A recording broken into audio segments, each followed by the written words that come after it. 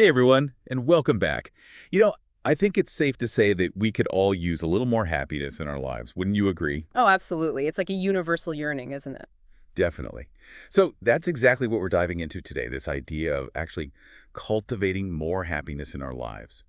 And we're taking inspiration from a fascinating chapter called Discovering and Cultivating Happiness.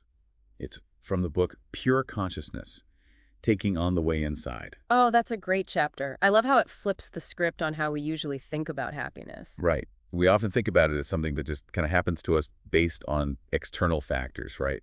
Like getting a promotion, winning the lottery, or finally finding that perfect parking spot. Exactly, like it's this elusive thing outside of our control. But this chapter argues that happiness is an internal state, something we can actually learn to cultivate. Okay, so it's more like a skill we can develop, rather than just something that magically appears when the stars align. Precisely. And one of the first steps the chapter suggests is creating something called a happiness inventory. A happiness inventory. Okay, I'm intrigued. What exactly is that? It's not about listing all the good things in your life, like your possessions or achievements. It's more about taking a deep dive into your memories and pinpointing those moments when you felt genuinely deeply happy. So it's like a treasure hunt through our past experiences, looking for those golden nuggets of joy. Exactly. And the key here is to go beyond just remembering what happened. It's about really recreating the feeling of those happy moments. What did you see, hear, smell, even taste? So it's about engaging all our senses, like we're actually back in that moment again. Exactly. The chapter argues that by reliving those sensory details, we start to understand the unique ingredients that make up our own personal happiness recipe. I see. So instead of just writing down "went on vacation," I might describe the smell of salty air, the sound of waves crashing on the shore, the feeling of warm sand between my toes. Yes, that's it exactly. The more vividly you can bring those memories to life, the more powerful this exercise becomes. It's like you're giving your brain a blueprint for happiness. I love that happiness blueprint. But what about the future? Can we use this same kind of approach to tap into happiness that we haven't experienced yet? That's where it gets even more interesting. The chapter also suggests using your imagination to create a future happiness inventory. Oh, wow. So it's like creating a vision board for our emotional well-being. You could think of it that way. It's about identifying those experiences that would truly light you up, that would fill you with genuine happiness if they were to happen. So it might be landing that dream job, traveling to a far-off place, or even just spending quality time with loved ones, whatever brings you joy. Exactly. And here's the really cool part. By comparing our past and future happiness inventories, we can start to notice patterns, those common threads that consistently contribute to our happiness. So it's about understanding what truly makes us tick, what our brains associate with genuine joy. Absolutely. And that's where things start to get really practical. Once we have that knowledge, we can start making conscious choices that align with those happiness ingredients. Okay, so it's not just about knowing what makes us happy. It's about actually doing something with that knowledge, right? Like if being in nature consistently brings me joy, I might start taking walks during my lunch break or planning weekend hikes. You got it. It's about taking action, making those small, consistent choices that move us closer to the life we truly desire. Wow. I'm already starting to see how this could be a game changer. But this happiness inventory, it's just the first step, right? Where do we go from here? Well, remember all those vivid, sensory-rich memories we were talking about? They play a crucial role in the next stage of cultivating happiness. Oh, this is getting good. I'm hooked. Tell me more. Let's dive into that in our next segment. We'll explore how we can actually use those memories to shift our emotional state in the present moment. Okay, I'm definitely on the edge of my seat for that. So we were just talking about how powerful those vivid, sensory-rich memories can be, right? Well, the chapter takes this a step further and suggests that we can actually use those memories to shift our emotional state in the present moment. Wait, hold on. Are you saying we can actually change how we feel right now just by thinking about a happy memory? That's exactly what I'm saying. It might sound a little out there, but think about it this way. When you really vividly recall a happy memory, you're not just mentally replaying the events.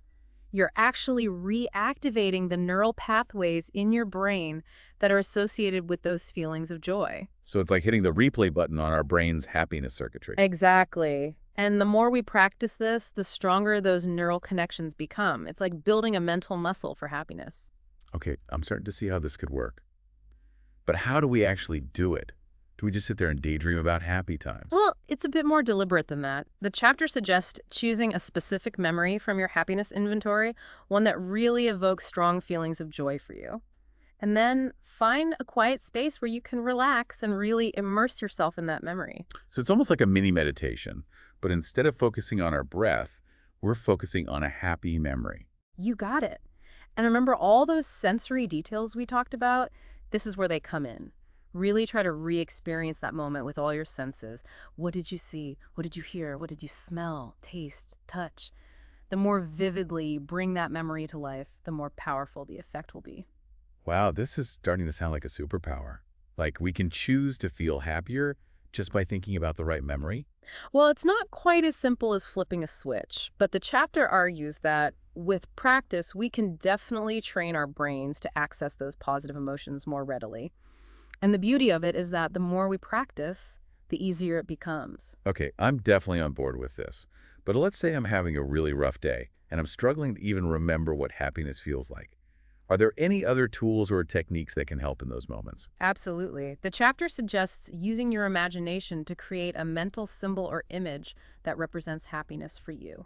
Okay, so what kind of image are we talking about here? It could be anything. A bright sun, a blooming flower, even a specific color or shape, anything that really resonates with you and evokes those feelings of joy. Ah, I see. So it's like creating a visual anchor for that feeling of happiness. Like whenever we need a boost, we can just picture that image in our mind and it'll help us reconnect with those positive emotions. Exactly. It's like having a little happiness button in your back pocket that you can press anytime you need it. I love that. So simple, yet so powerful. But what about those of us who aren't as visually inclined? Are there other ways to create that anchor? Definitely. If you're more auditory, you might try creating a soundscape or a melody that evokes those feelings of joy for you. Or you could simply focus on the physical sensations associated with happiness. Where do you feel it in your body? Is it a lightness in your chest, a warmth in your belly, a tingling in your fingertips? So it's about finding what works best for you, whether it's visual, auditory, or even kinesthetic. I love how personalized this approach is. It's not a one-size-fits-all solution, right? Exactly. That's the beauty of this chapter. It empowers each of us to become experts on our own happiness, to discover what truly works for us, and to create a toolkit of techniques that we can use anytime, anywhere. Okay, this is all making so much sense. I'm feeling so much more empowered already. But I have to ask, is it really possible to be happy all the time? I mean, life throws curveballs, right? That's a great question. And the chapter acknowledges that happiness isn't about achieving some kind of blissful, permanent state. It's about increasing the frequency and intensity of those happy moments. And it's about learning to navigate those inevitable challenges in life with more resilience and grace. So it's not about eliminating negative emotions altogether, but about having the tools to shift our mindset and experience more joy, even when things get tough. Precisely. And the more we practice these techniques, the more we strengthen our happiness muscles, making it easier to bounce back from setbacks and find our way back to that place of joy. This is all starting to make so much sense. I'm curious, though, does the chapter talk about any potential pitfalls or challenges we might encounter along the way? That's a great question. And yes, the chapter does address a few common obstacles that can hinder our pursuit of happiness. Oh, I'd definitely be interested to hear about those. What kind of things should we be aware of? Well, one common pitfall is getting caught up in the comparison trap, constantly measuring ourselves against others and feeling like we're not enough. Oof, yes, Oh, that's so relatable. It's so easy to get caught in that spiral of keeping up with the Joneses. absolutely. And the chapter reminds us that true happiness comes from within, from aligning with our own values and pursuing what truly matters to us, not what society tells us we should want. It's about finding contentment in our own lives on our own terms. Exactly. And another challenge the chapter highlights is the tendency to focus on the negative, to dwell on our problems and shortcomings rather than celebrating our accomplishments and appreciating the good things in our lives. Oh yeah, that negativity bias can be a real happiness killer. It definitely can be. And the chapter offers some practical tips for combating that negativity bias. Things like practicing gratitude, focusing on our strengths, and consciously choosing to dwell on positive thoughts and experiences. So it's like we have to actively train our minds to focus on the good stuff rather than letting those negative thoughts take over. Exactly. And the more we practice this, the easier it becomes to shift our perspective and experience more joy in our daily lives. This is all making so much sense. I'm a bit of a skeptic. Does the chapter offer any evidence that these techniques actually work? That's a great question. And while the chapter doesn't delve into scientific studies, it does draw on ancient wisdom traditions and philosophical insights that have been passed down through generations. So it's like tapping into a well of knowledge that has stood the test of time. Exactly. And the chapter also emphasizes the importance of personal experience. It encourages readers to experiment with these techniques and see for themselves what works. I love that. It's about empowering us to become our own happiness scientists, to discover what truly resonates with us and makes a difference in our lives. Exactly. It's not about blindly accepting what the chapter says, but about taking those ideas and putting them into practice in a way that feels authentic and meaningful for you. This has been such an eye-opening conversation. I'm already starting to see how these techniques can be woven into my daily life. What else does the chapter offer in terms of practical advice for cultivating more happiness? Well, one thing the chapter emphasizes is the importance of cultivating mindfulness. Ah, mindfulness. It seems like everyone's talking about mindfulness these days. But how exactly does it relate to happiness? That's a great question. And the chapter suggests that mindfulness can help us break free from those negative thought patterns that can keep us stuck in unhappiness. It helps us reconnect with the present moment where true joy resides. So it's about being fully present in our experiences, rather than getting lost in our thoughts and worries. Exactly. And the chapter offers some really simple yet powerful mindfulness techniques that we can easily incorporate into our daily lives. Okay, I'm all for simple and powerful. What kind of techniques are we talking about? Well, one technique is to simply focus on our breath. Just noticing the rise and fall of our chest as we inhale and exhale. It's such a simple act, but it can be incredibly grounding and calming. Yeah, I can definitely see how that would help bring us back to the present moment. What other techniques does the chapter suggest? Another powerful technique is to engage our senses, to really pay attention to the sights, sounds, smells, tastes, and textures that surround us. It's about savoring the beauty of the ordinary, those everyday moments that we often take for granted. So instead of rushing through our day on autopilot, we're taking the time to really appreciate those little things. Exactly. And the chapter suggests that this practice of mindful awareness can help us tap into a deeper sense of joy and contentment. This is starting to sound like a recipe for a much more fulfilling life. Are there any other mindfulness techniques that the chapter highlights? Yes, the chapter also encourages us to practice gratitude, to consciously appreciate the good things in our lives no matter how small they may seem. Gratitude. That's definitely a popular buzzword these days. Uh-huh. But what's the connection between gratitude and happiness? Well, the chapter suggests that when we focus on what we're grateful for, it shifts our attention away from what we lack, and it helps us appreciate the abundance that already exists in our lives. So it's about counting our blessings, both big and small. Exactly. And the chapter suggests that this simple act of gratitude can have a profound impact on our happiness and well-being. I'm starting to see how all these pieces fit together. Mindfulness, gratitude, positive self-talk. It's like creating a foundation for a more joyful and fulfilling life. Exactly. And the beauty of it is that these are all skills we can cultivate with practice. The more we make them a part of our daily lives, the more naturally they become a part of who we are. This has been such an eye-opening conversation. I'm feeling so inspired to take charge of my own happiness and put these techniques into practice. But I have to admit, I'm a little overwhelmed.